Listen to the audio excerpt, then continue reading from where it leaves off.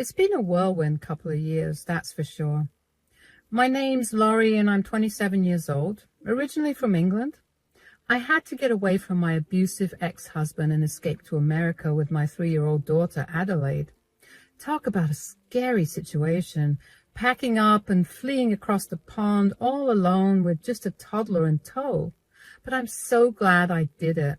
Staying would have just subjected my baby girl to more trauma, witnessing that toxic environment. At least in the States, I had some family to help us get on our feet. Those first few months here was so tough, though, trying to get settled, find a job, all the while dealing with the emotional turmoil of leaving behind everything I'd ever known back in the UK. There were nights I'd cry myself to sleep, wondering if I'd made a huge mistake. How could I provide a good life for my daughter practically on my own in a strange new country? I never thought I'd take a chance on love again after what I went through with that monster ex of mine. The physical and mental scars from his abuse ran so deep, you know? It felt like part of me had just closed off and accepted that I'd be a single mom struggling to make ends meet forever. But then, a few months after arriving in the States, I met Reed, and my entire world shifted. He's a 30-year-old baseball player, a total hunk with arms like tree trunks. Stupid handsome, you know. He had this undeniable charisma about him, too, that just drew me in from the moment we met through a mutual friend I had managed to make at the airport. Talk about small worlds, huh? We hit it off instantly. His smile, his charm, his sense of humor, it all worked its magic on me hard and fast. I tried to take things slow at first, though. Didn't want to rush into anything after my traumatic past, especially with Adelaide to think about. My baby girl had already been through enough. I'm just not sure I'm ready to put myself out there again after everything. It's been really tough. Of course, I'll take it at whatever pace you need. I just think you're wonderful, though, and Adelaide is a total sweetheart. I'd love to spend more time with both of you. I can't stop thinking about you. You make me so happy. Ladies, take note. This is what we call love bombing. Anyway, I try not to beat myself up too badly about all of this because I don't know any better. And how could I? Reed was just different, you know. Ugh, aren't they all at first? So be patient and understanding about my situation as this beat-down single mom just trying to get her life back on track. And from day one, he adored Adelaide. He was a total natural with her in a way I'd never seen from a guy before. Not even her own father had a better grip on her than he did. Seeing how amazing Reed was with my daughter definitely made me fall for him hard. Call it trauma bombing or downright stupidity, but before I knew it, we started dating after 3 months of knowing each other. Things were going great and I couldn't have been happier. We were moving really fast, but you can't see red flags when you wear rose-colored glasses, right? So just 8 months after going steady, this too-good-to-be-true baseball hunk of a stud got down on one knee and proposed. We were on vacation in Fiji, and that's when he popped the question right on the beach in the dead of night, with the beach lit up with all these beautiful candles. I was over the moon, completely dazzled. For the first time, I really felt like I could have a family I'd always dreamed of, a loving partner and a stable home for Adelaide. I mean, I couldn't be a single mom forever, right? I didn't deserve that, and neither did Adelaide. When we arrived back home from our little vacation, his mother greeted me with beaming eyes.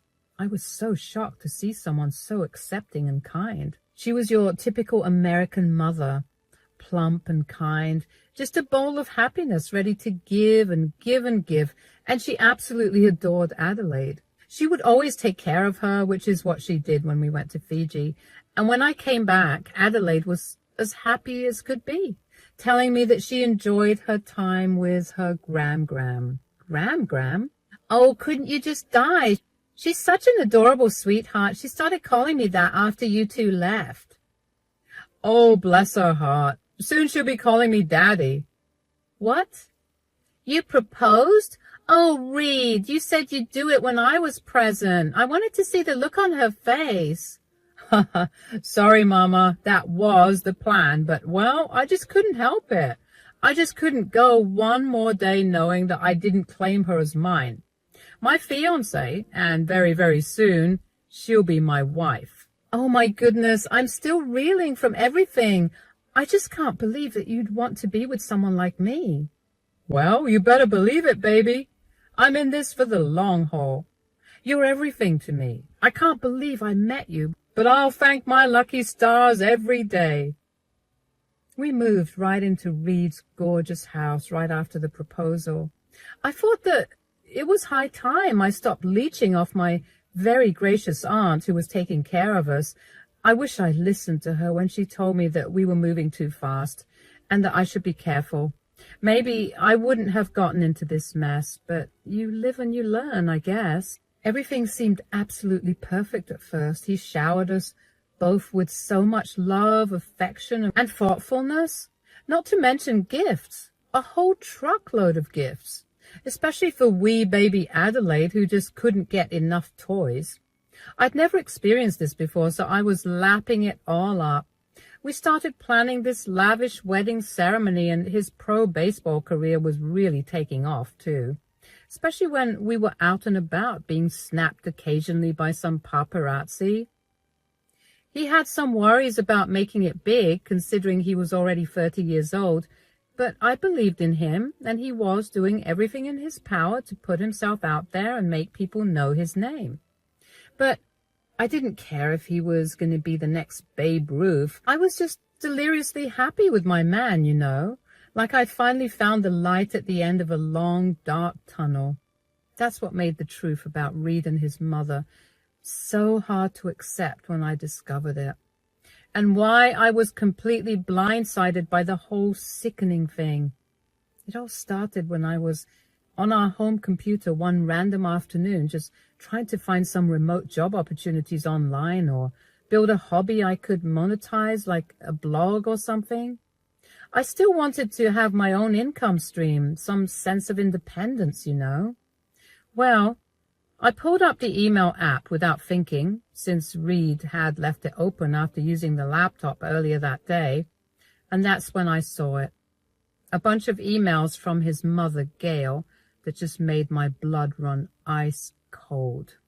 She kept going on about how she knew ways to get rid of me, talking all this sickening smack. My heart plunged straight into my stomach reading lines like that. It brought me right back to those darkest days with my abusive ex, when I lived in constant fear of setting him off and suffering his rage. I started shaking uncontrollably, feeling sick to my very core, because in those emails, Gail talked about planting false evidence to make it look like I was an unfit mother who abused sweet little Adelaide. Her whole plan, which apparently Reed was in on too, was to turn him into a single dad caring for his daughter alone. Why? So he could be rebranded as this upstanding all-American hero in the public eye instead of some washed-up athlete with a troubled past. Don't you see, sweetie? This works out perfectly. We'll start now so that when the time comes, let's say in about a year or so, the judge won't even entertain any idea of giving her any custody. By the time we're done with her, she'll wish she was back home with her baby daddy. We need to be careful about this, Ma. This could go really bad if we don't think of every single step. Don't you worry, sweetie. This is going to work out just fine. She's so gullible, too. What sort of woman would sign her life away to a man she hasn't even known for a year? What did I tell you, Mom? It's the glitz and the glam. She thinks I'm swimming in cash, but she won't know what hit her when she sees me on a yacht while she's rotting away in prison. Apparently, my future mother-in-law thought positioning Reed as a sympathetic single father would be amazing PR that could revive his baseball career. Just crazy. She wanted to cover up some old drug charges Reed supposedly had by totally flipping the narrative, making him out to be this beacon of virtue solely dedicated to raising this kid after his wife, me, was outed as an abusive monster. Can you even believe that? Using an innocent child as nothing more than an image ploy. It made me feel disgusted. For most of my life, I'd been the one abused and mistreated, the one cowering in fear, but not this time. I wasn't just going to sit back and let them try to take my baby from me based on a bunch of twisted lies. I knew I had to play things smart here and gather as much evidence as I could first before making my next move. Over the next several days, I became almost obsessive going through all the saved emails between Gail and Reed over and over again. With each new revolting piece of their sinister plot I uncovered, I felt more and more sickened by what these two people I trusted were capable of. It was like I'd been transported into some nightmarish parallel dimension where your own loved ones could be conspiring to rip your world apart. That's when I stumbled across one particular email where Gail reminded Reed to delete the home security camera footage from a couple of nights earlier. Apparently the punk had some kind of surveillance system installed without me knowing about it. His response to that email from dear old Mom, silence. He never said whether he'd gotten around to scrubbing that security tape. Well, that just opened up a goldmine of opportunity for me, didn't it? I waited until the next day when I knew he'd be gone to go on some press tour to make my move. I went rummaging through the security system. And sure as hell, there was crystal clear video from a few nights prior of Reed and his mother discussing their whole sick plan to take Adelaide from me. With my own eyes, I witnessed Reed readily going along with this whole demented scheme to flip the script and paint me as a danger to my own flesh and blood. Then we'll pin the drugs on her. Yes, exactly. We'll say that you were protecting her all these years and that you knew her from a long time ago, and that those drug charges I got were actually meant to be hers, but I was just covering for her. Oh my goodness, you're a genius. The ladies will eat that all up. Who knows, maybe you'll even get a better-looking girl at the end of all of this when the ladies realize just how amazing you are. It would be even better if we get her hooked on it sooner, though. So, when would you want to start? Right after we get married. Not before? It might be suspicious. No one would suspect that I would sabotage my newlywed wife. It has to look legit, Mom. You're right. So how will you do it? You know how she enjoys her glass of wine every night? I'll start by stating that. You better make sure to do it somewhere with no cameras. Honestly, I don't even know why you've rigged the place like it's the goddamn Pentagon. Damn it, the cameras are watching us right now, huh? Yeah? Okay. Whatever, it's fine. I'm pretty sure the broad doesn't even know how to work a computer anyway. Just make sure you delete this, okay? She was looking around to find the camera in the corner of the room. Don't worry, Ma. I never forget to scrub anything I don't want people to see. We'll be fine. Well, apparently not, dear Reed. Apparently not. At that moment, watching those two people who I'd loved and trusted behave like unfeeling monsters, it was like a veil had been lifted. I saw Reed for the first time as nothing more than a calculated liar and master manipulator who'd played me like a damn fiddle in pursuit of fame and relevance. As for Gail, she was certifiable. This wicked shell of a woman who'd turn on her own grandchild just to selfishly further her son's failing career prospects.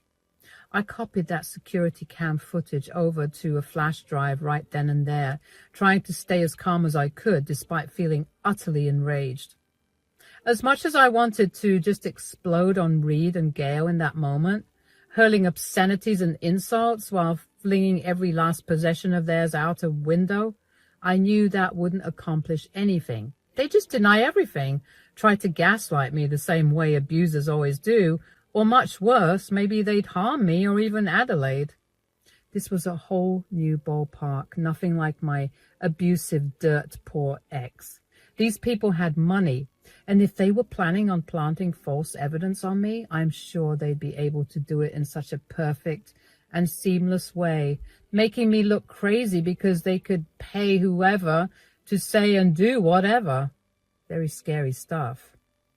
I needed to catch them red-handed somehow, get this vile pair to openly admit to their twisted scheme in a way that could never be disputed, a way that would completely destroy their credibility while proving my innocence beyond any shadow of a doubt. It was risky, but I started formulating a plan that would expose them as the depraved liars they were on an enormous stage. Our engagement party was coming up in a couple of weeks, an event sure to be attended by dozens of Reed's teammates, managers, various media people covering his baseball exploits, assorted family members, and whoever else. So in those days leading up to the party, I tried to act as normal as humanly possible around Reed and Gail. As hard as it was, I put on a brave face, pretending like nothing was wrong whenever they were around Adelaide and me. I didn't want to risk spooking them at all, potentially causing those snakes to try and move in desperation before I could pull off my expose. Finally, the night of the big engagement bash arrived. My nerves were basically shuttered window blinds at that point, but I had to keep up the facade of a beaming, excited, soon-to-be bride in front of the guests. My heart was pounding out of my chest, but I knew I had to do what I needed to do if it ever meant escaping. I wasn't going to wait for it to get worse like last time. It was time to make those two pay for the unforgivable hell they tried to put me and my daughter through. Once everyone had shown up, the fancy party area was packed full of Reed's minor league teammates, some media reporters from local sports outlets, various family members and other hangers-on there to revel in the festivities. The smug look on Gail's face as she surveyed the crowd of oblivious people made me want to vomit. But I contained my seething rage as the MC took the mic to officially kick off the festivities. Thanks for being here, everyone. Let's get us started. I'd like to invite the wonderful couple of honor, Reed and Laurie, to come up and say a few words. With a big fake smile plastered across my face, I grabbed the mic first before Reed could react.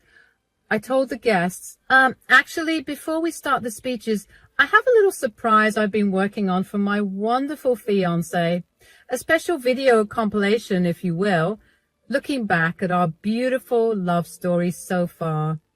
The audience awed and oohed at my words, and Reed looked at me with surprise, but quickly masked it with feigned care. But after knowing what I knew that this was all just a facade. It made me sick to my stomach. Gail also looked a bit surprised, knowing that this wasn't part of the schedule. I'm sure they thought that I was that obsessed with him, making a lovey-dovey video because they were my saviors, but they didn't know what was coming. I went to the media booth that held the MC and the DJ and passed the flash drive that I had been holding on to dear life for the last couple of weeks. It was finally time. Those first few damning seconds began playing out of the speakers. Gail's shrill voice, crystal clear, callously talking about all the messed up things they had planned for me and my daughter, how they were going to falsely paint me as an abuser and try to take Adelaide away. I watched as Reed was startled, jumping up from his seat like he just sat on a hot potato. Everyone was listening intently to what was being said. Some were chuckling uncomfortably, thinking it was an act or something, so I had to clarify. Not too long ago, I discovered the real reason why Reed and Gail were just over the moon excited to be part of me and my baby's life. They were trying to use me, to use my baby girl for their own gain, and this is the proof. Everyone was murmuring now, and Reed was shooting daggers my way, wanting to lash out, but wanting to save face as he could hear the paparazzi cameras clicking away at the drama that was unfolding. Everyone was shifting uncomfortably in their seats, murmuring, looking appalled, while their vile secrets were suddenly blaring for everyone to hear. He seemed paralyzed all of a sudden, searching for an ally in the crowd, but it looked like even his teammates were perplexed at this behavior. He was as pale as a ghost. He looked stupid, like a deer caught in blinding headlights.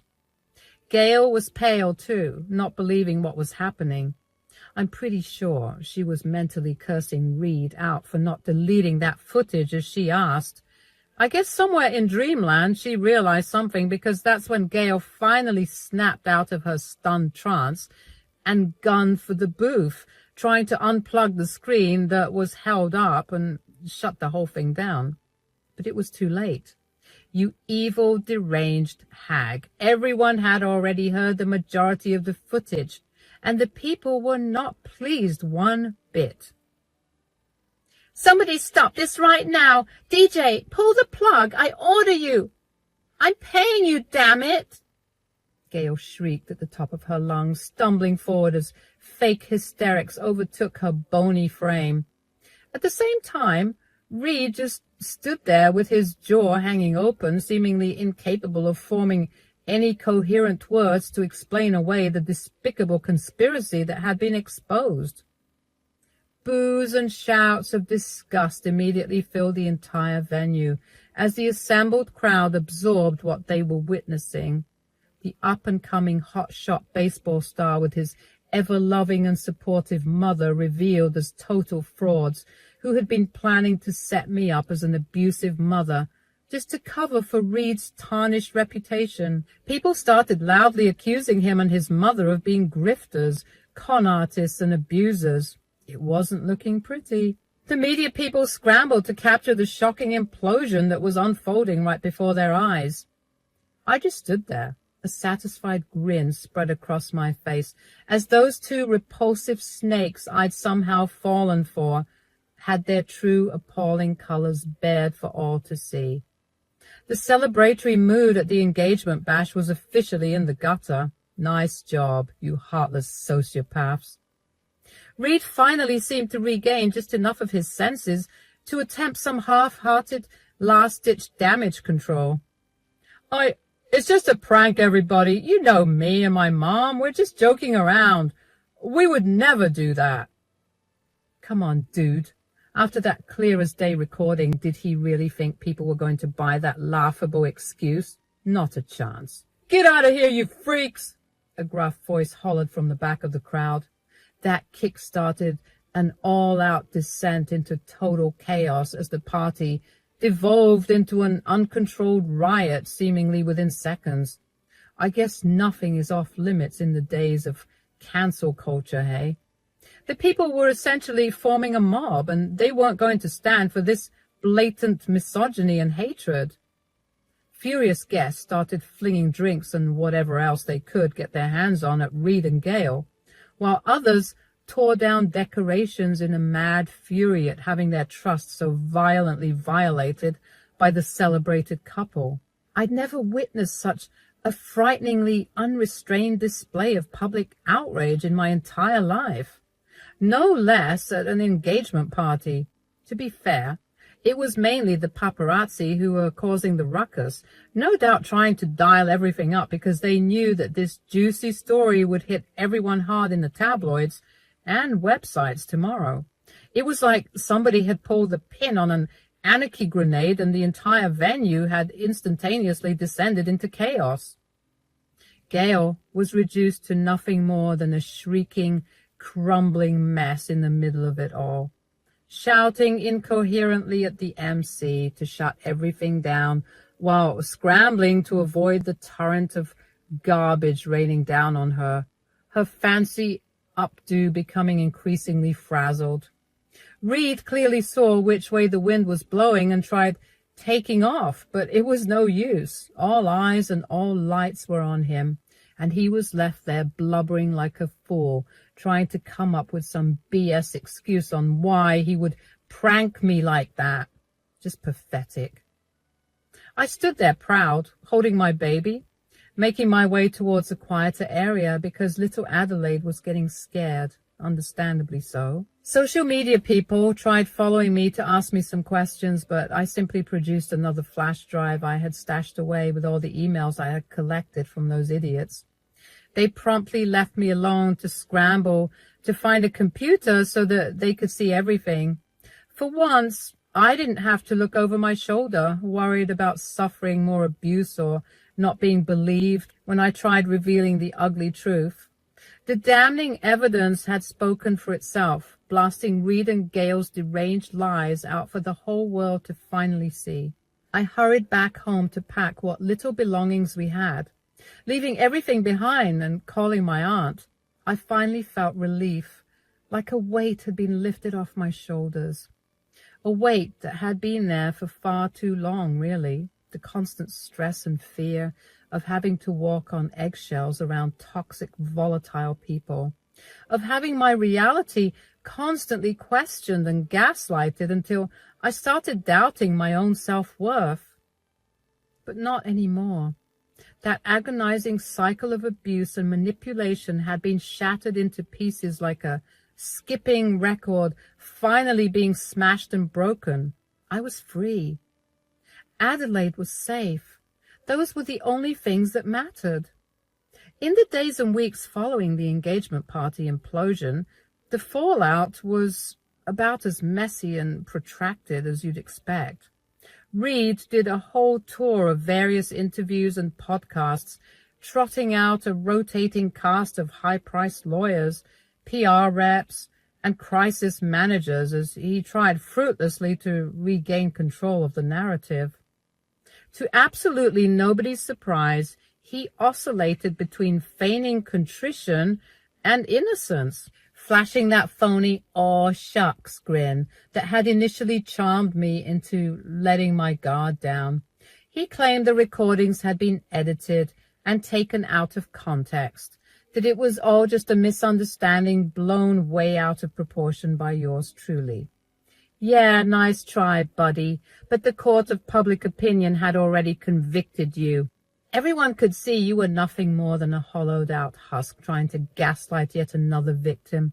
And with those emails backing everything up, yeah, he was done. As for Gail, she more or less went into full-on hermit mode after that fateful engagement party. Can't say I was terribly surprised. The vicious wrath of the internet absolutely terrorized her once the truth about her scheme came out. Memes and parody video edits portraying her as a cackling Disney villain-esque mother-in-law proliferated across every social media platform. Reporters camped outside her house for weeks, hungry for any pearl of comment or reaction about her involvement in the most unhinged family drama the world had ever witnessed. Lawsuits were threatened and complaints filed with the police about alleged harassment, but nothing really made a dent. She'd been exposed as a monstrous fraud who tried to destroy her own grandchild's life just to selfishly resuscitate her son's stagnant career, and the collective internet was not keen on letting her forget that anytime soon. Gail had tried to portray herself as some upstanding, genteel Southern woman, but all anyone saw now was the truth. Just an absolute soulless ghoul who deserved all the scorn headed her way. For my part, I was just relieved to be out of the spotlight and able to move forward with putting that waking nightmare family in the rear view.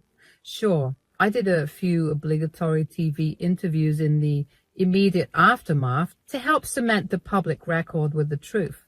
A lot of it was fairly indelicate, going over the abuse I'd suffered with my ex, my initial misgivings about Reed once I stumbled on those emails, the works. But I didn't care about humiliating them any further or clout-chasing for fame off the back of their stunning fall from grace. My only aim was to re-establish my credibility and make it unequivocally clear that I was the real victim in all this. The evidence proved beyond any shadow of a doubt how Reed and his mother had engaged in a long-running plot to undermine and separate me from my own daughter. We did some counseling, both one-on-one for me and with a child psychologist for Adelaide to help her process the dramatic events we'd been through.